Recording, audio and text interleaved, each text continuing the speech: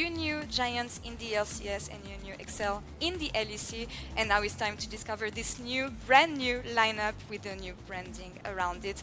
The LEC 2024 season lineup. Introducing the coaches first, Hidon and Kaas.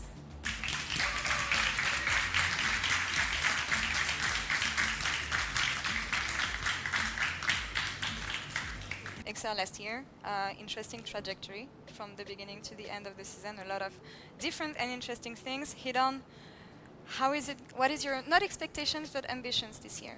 And tell us more about the philosophy and the sports philosophy behind this lineup. I mean, I'm not someone to talk about results because I believe they come from all the other stuff you do. So, for example, with this group, I just want to make sure that when they come into the office, they're happy.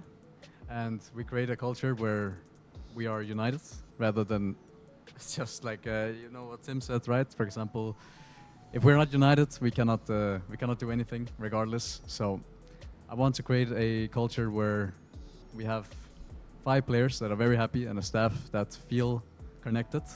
And if we don't have that, then nothing else really matters to me. And by doing that, the results will always come. And that's what happened in summer. Well, coaches, team, thank you for all these answers. Thank you for coming today and for this introduction. Hello, you can sit here. Is Kaas coming as well? Yeah.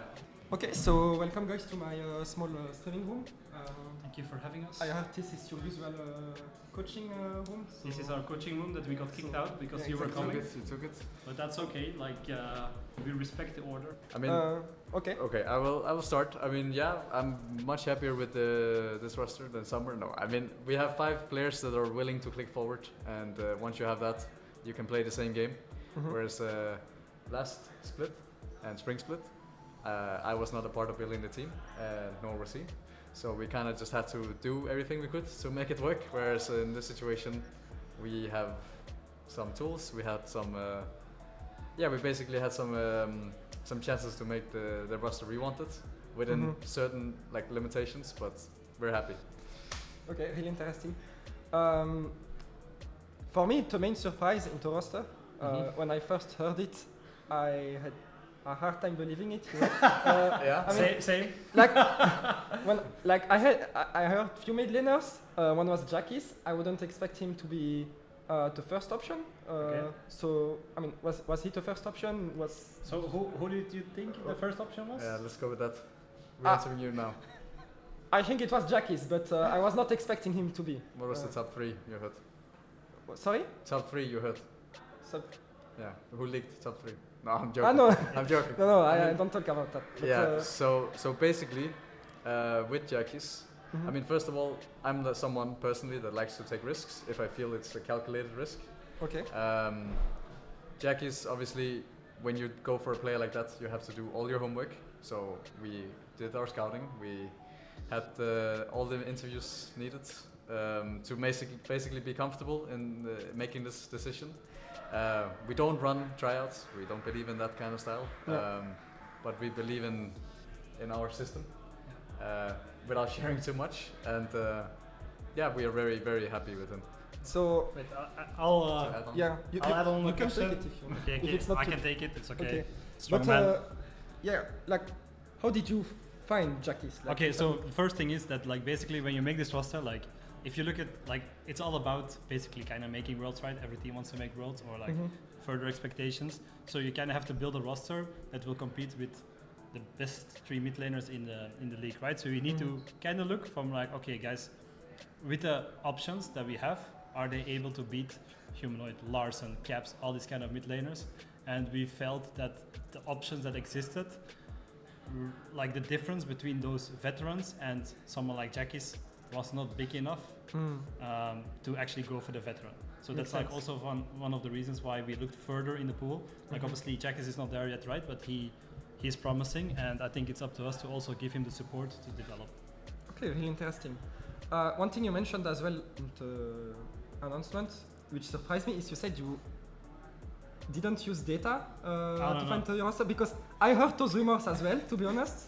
Yeah. Okay. So there was basically this podcast going on with I saw with Rich and Gillis was there, and obviously they talked about the simulator that Excel only signs players dependent on the simulator, right? Now that's not true.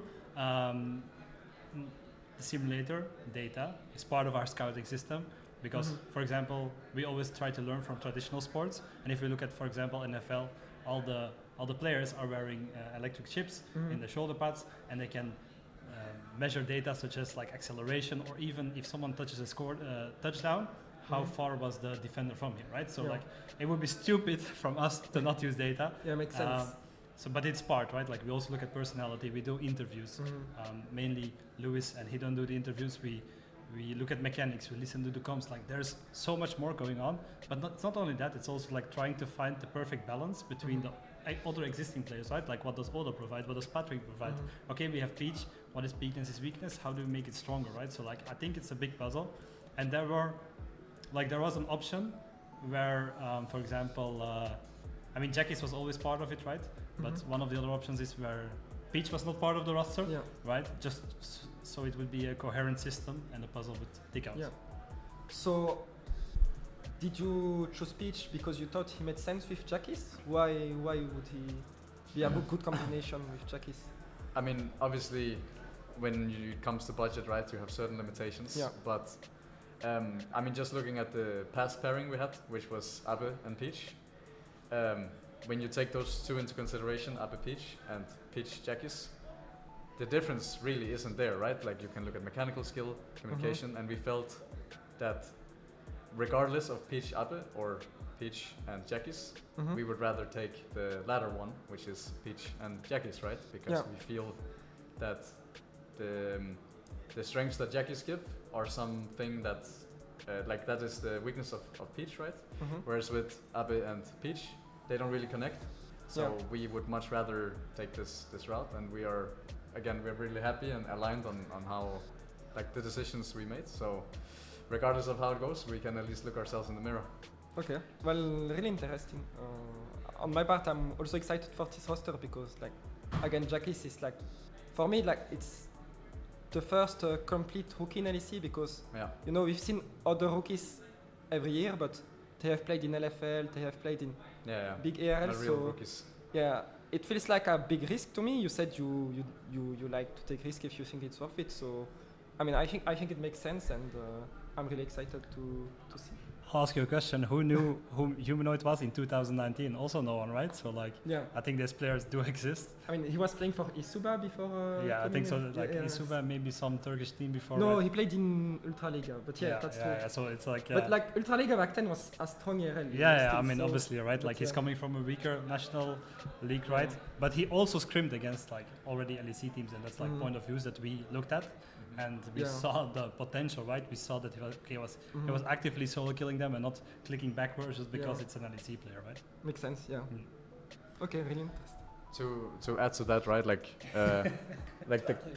I mean, just to add to it quickly, like the confidence he already shows, like from day one of scrims to day 2, like it's a completely different player. So you could see on the stage, right? He shows great confidence already. So like we're just very excited about him, and we feel that we can develop him really well. Okay, interesting. For the rest of the roster, Odo, Amne, Patrick, did you always know that they would stay on the roster? Are you happy to keep them?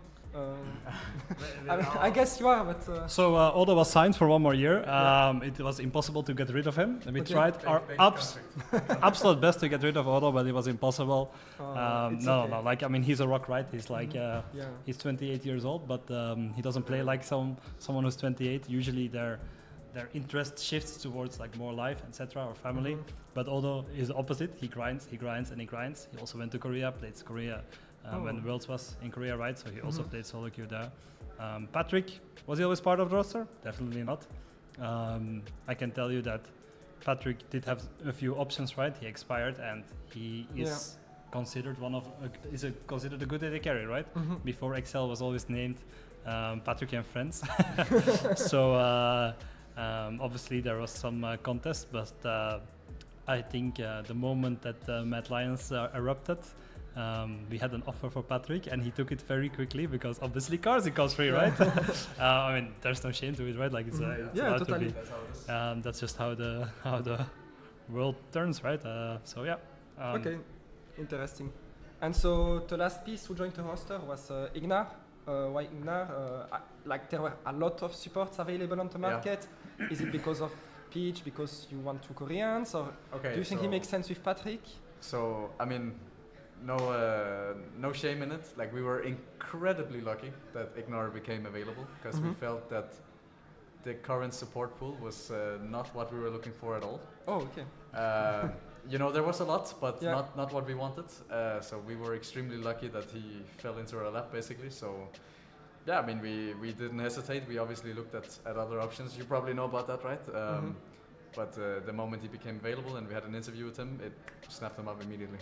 Okay, really interesting. I cannot add on to that. Obviously, we also had the option to go for Trimby, but we thought Ignar would match better with Peach, for example. Trimby would be with a different jungler, Linkas. So that would be one of the options. Now the thing is that CLG, I mean Energy right now, they actually did a horrible mistake by firing Cammy, who is the general manager, right? He was basically the architect of Energy's roster, who went to Worlds and won LCS and BG2, and he was a big fan of Ignar. So my mind was, okay, he's gonna keep Ignar for sure, but he got fired, and then Ignar actually got pissed off that he got fired. So then Ignar was like, oh, yeah, like you know, like it was a chain ball reaction. So really interesting.